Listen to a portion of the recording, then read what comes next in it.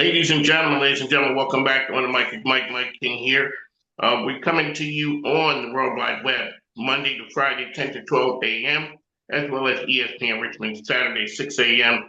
in the East. All right, so we're here. So our good friend of the program, Dr. Hawley, is back with us. She is our gambling addiction expert. And considering it is March Madness season, there's some conversations to be had. There was a time when gambling was a little hard to get to, and you had to earn your right to gamble. No more. It is front and center. It is in our pockets. It is everywhere. Ma'am, tell us who you are and what you do.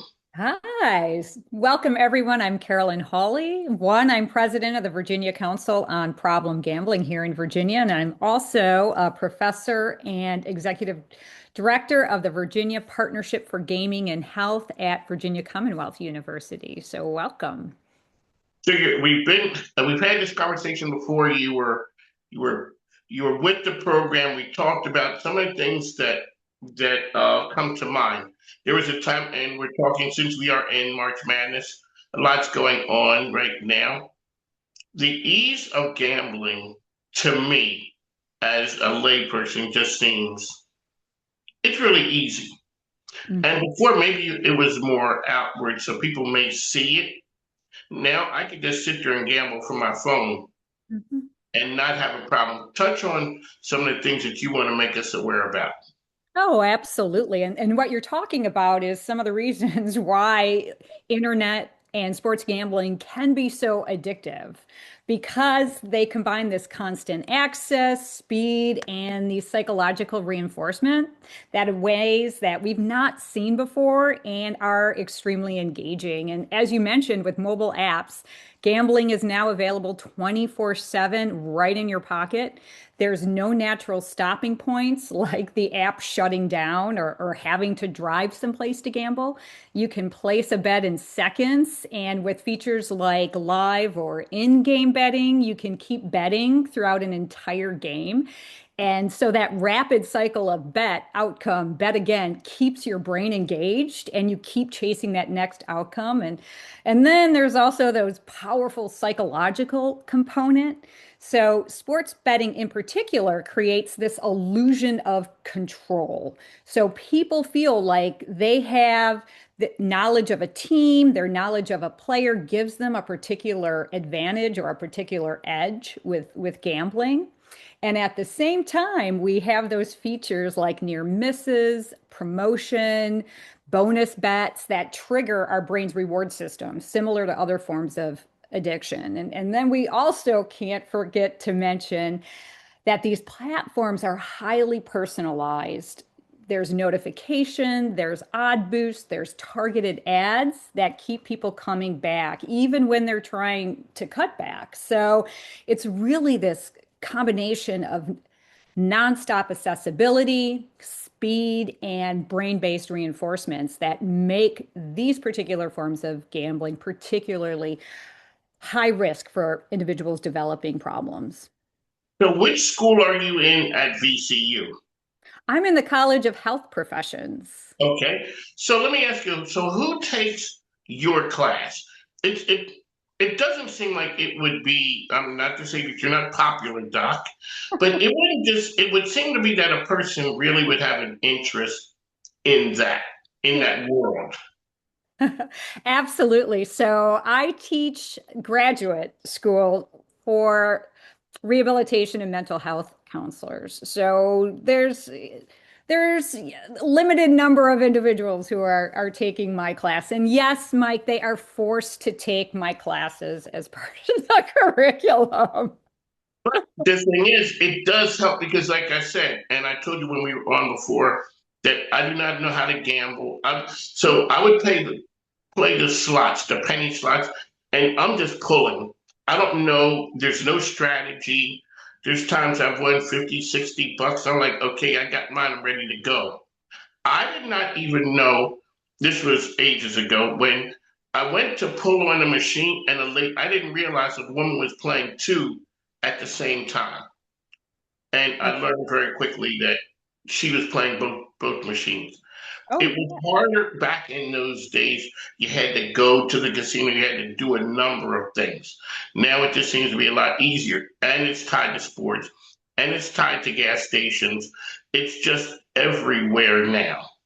it is everywhere. And even the machines you're talking about, they don't exist anymore. I mean, Yeah. that's a pull on a machine. And again, you just had your one outcome. I mean, the machines that we have now that are slot machines or sometimes what we call those skill machines in convenience stores, these are essentially electronic gaming machines. You can place multiple bets on one single line. So again, when we're talking about speed, even with these machines, you can just play consistently, which means a lot of loss of money when you're gambling.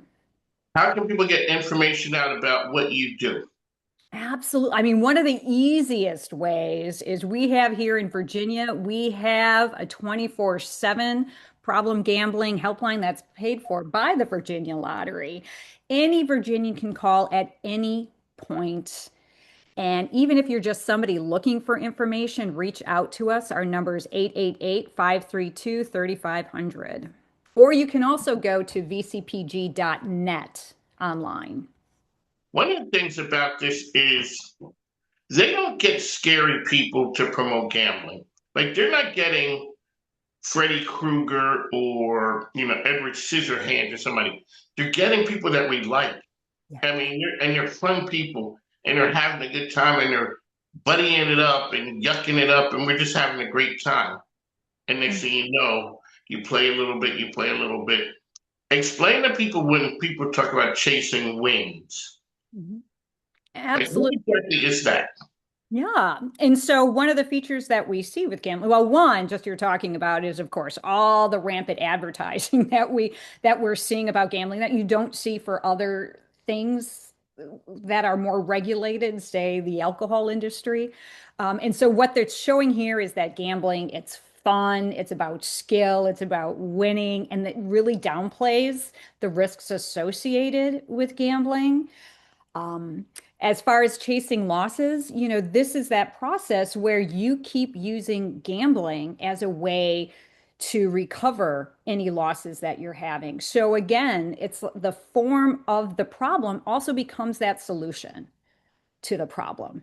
So if you're having life stressors as a result of your gambling, you're having significant financial losses, you're not going to come to us for, say, treatment if you have a limited amount of money. What tends to happen is you're going to put that money back in that app or in that machine because that's going to be the way that you solve the problem if you get a win. So let me ask you, let me go through some age categories. People under 15, boys, girls. What are a couple words, a couple sentences to talk about what's happening in that world? Oh gosh. I mean, the data that we're starting to see coming out of youth in particular is we're showing anywhere from 60% to 90%, depending on the survey that was being conducted, that they're already engaged in gambling. Yeah. Hmm. And especially when what we're seeing is a shift in with our young male population with sports wagering. Okay, let me ask you this. Outside of sports wagering, so there's the poker, and they call them skill games of skill. It's not gambling. Right, right. Okay. So if we look at And senior and the citizens, skill, basically, I mean, these machines, if you've seen them, they look like any slot machine that you're going to find, say, in a casino or a historical horse racing slot machines. The alleged skill may be just picking a winning pay line, say, on the slot machine or pressing a stop. So if there's any skill, it's probably very minimal if it exists at all. and so it is a game of luck, not skill. Absolutely. But by calling it a skill, I mean, this is one of the things that we've also seen with youth is our younger players want to feel like something's a skill. Okay. So they're more inclined to games like that. But it gives a message that one, this isn't gambling, that this is skill based. And what does it mean to, become more efficient at a task, right? If it's a skill, you have to do it more and more to get better at it. So it's also encouraging, just by the naming of it, to gamble more. Okay, let's go on to the demo where I am. It's the senior citizens. Back in the day, I hate to be the old man, but being from Philadelphia, the buses would line up outside of every church, everywhere downtown, all heading to Atlantic City, and they were gonna have a great time. Some of those old people, they might have spent 20, 30, $50, or the bus company, they gave them the money back, when they I Yeah. would guess those days are gone now. Nobody is taking a bus trip to Rosie's. You're just driving up there. That is, no, that's not true. It still exists as a great recreational outing for our elders. And so, what we've seen is our older adults that has been a high risk population for individuals who develop gambling problems, right? So even though they have a limited income, they're often very isolated, they're lonely. This becomes a way to engage. And especially, well, one, you can do it now if technologically savvy, you can do it at home, but also on these outings, these social outings, to get out somewhere. And what's more welcoming than some of our casinos? However, we haven't been talking about that population much because we've seen such a massive spike in young adults who are now developing gambling problems. But still, the risk remains. All right. Is it gambling, not gambling addiction month? Is that what we're in now? It's sure we have a long line, a long research history that's showing that increased accessibility increases problems. We've seen that with things like alcohol. And certainly, even though the research is really young in regards to gambling, at least what we're seeing as far as people reaching out to the helplines, that this has been growing and growing and growing. So we believe the same things occurring. Of course, on the positive side, more people are becoming aware of health services, so that's a good thing. But there's also more people developing problem. So a lot of times people have thought about the gambling part with the being men. Let's talk about the gambling portion with in the women population. Oh, yeah. I mean, what we see is men, it's usually about competition and risk. And what we find, even though we don't like to generalize, but very often with women, is it's a form of escape, that it's a way to escape from life stressors, caretaking roles, jobs. And so what you find is women tend to play games that they're able to do so by themselves. So females very often play patterns tend to be things like slot machines or online casinos versus the sports betting or table games. Because when you look at the table games, and I don't know any of them, you just see like a bunch of guys. It's a man thing, whatever that roulette where the guy waves his hand over there, or you see people with the cards, they're looking like card sharks. Absolutely. You don't see a lot of women. No, no.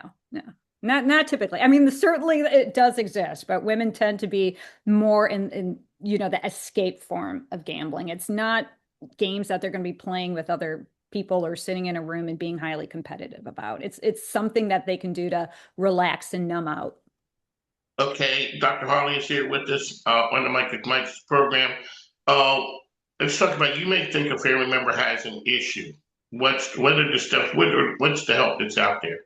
Absolutely. So when someone calls the helpline, they're immediately connected to a trained specialist. And like I mentioned, this is 24 hours a day, 7 days a week. It's free, it's confidential, and they're going to focus on meeting this person where they are. And so that first step is just listening. We're there to understand. Whether it's concerns about gambling or financial issues or relationships or mental health. And from there, we help them identify the next best step. And for the majority of these callers, this means directly connecting them to services through the Virginia Partnership for Gaming and Health at VCU. And VPGH, it really serves as a statewide hub for gambling treatment and recovery support, connecting to individuals to a network of trained clinicians and peer recovery specialists and support services across Virginia, no matter where they live. And these services are also, they're free for individuals who do not have an ability to pay. And one of the beautiful things is we've now been able to set up a network where 93% of all of our referrals are able to meet with one of these external providers within 1 week. And this is really important because the quicker we can get to somebody, the more likely that we're going to stop any sort of greater crisis escalation. So this is one added thing that parents have to talk to the kids about the talk. And, Absolutely. you know, how do you even have that conversation? Your child plays sports. Yeah. And like, okay, so Johnny, Susie, people may start talking to you about this right here. Or you see your favorite athlete talking about a parlay and or whatever those other things are. Yeah, maybe we need to have a talk about that. Oh, yeah. I mean, it's not just intertwined with our youth playing sports. If they have an interest in sports, they're probably watching sports. And that means that not only are they seeing gambling commercials, I mean, it is an integral part of the sports experience where we have announcers talking about it, the over and unders. It just goes on and on. And just like we would with alcohol or drugs, parents need to have that conversation with youth that there can be risks associated with gambling. And we also have to be mindful of how we're gambling in front of them. And very often I don't like to point fingers at dad, but it tends to be dad who's on his sports betting app and also engaging his child and having them assist them in placing wagers and things like that. And we just have to stop and think and discuss what some of the risks are to gambling and what are some of those warning signs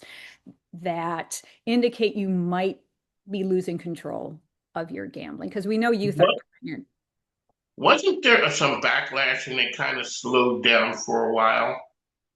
And then it seemed to maybe I don't know, last year or so, something happened and it seemed like we were taking a slowdown as far as the ads go, and then all of a sudden it just went, Yeah. ballistic. Well, I think, again, we just got used to them, right? It wasn't so much a decrease in the advertisement. I think initially when we saw the legalization, particularly here in Virginia, we were really shocked about the amount of advertising for gambling that there was. So I don't know if it was a concerted effort by the industry or not to reduce some of that gambling, or we've just again gotten numb to it. I mean, if sometimes you think you hear that there's a fight between the state and the skill game operators or the gas station operators, and I've heard people say that the state doesn't because you have lottery in there as well, and lottery's looking over at these other guys saying maybe you're taking some of our market share. Is it accurate for folks to look at it that way that okay, the state is like, okay, we're selling you scratch offs and lottery, but we don't want you over at the gas station pulling the slots, and those guys are there saying, hey, that's revenue for us, or as one guy told me, that is security. Nobody robs the convenience store because somebody's in there gambling. Yeah, well, I think in looking at this past General Assembly, and again, the one last year too, is we've seen the state want to model other states and put together an independent gaming regulatory committee that, could better protect consumers of Virginia across all different forms of gambling. Because right now it's really fragmented as to who's monitoring what gambling.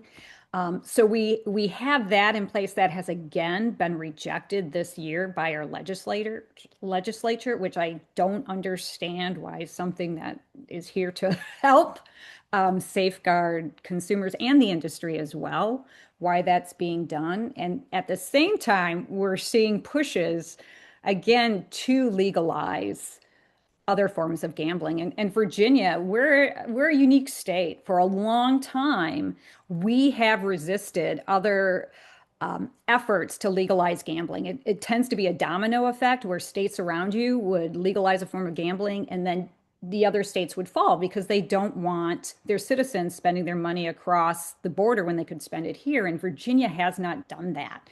At least they didn't do that until probably around 2019. And since that point, we've just had this massive influx of legalized forms of gambling, but we don't have the infrastructure to and the safeguards put in place and the monies to help prevent and treat the condition as we should. So it's a matter of balance. You know, we look at the economic benefits of gambling, but we also have to put more money into our health systems so that we can minimize problems. Here you go. It's always great, Dr. Hawley. Anything else that you'd like to let us know about? Oh, again, just we have this wonderful resource in the state. Our number 888-532-3500. Please reach out, even if you just have questions or want to learn more about gambling. Here you go. It's always a pleasure. Our favorite gambling addiction, Doc. Thanks. Now take care. Thank you. Always good to chat. Take care. Bye bye.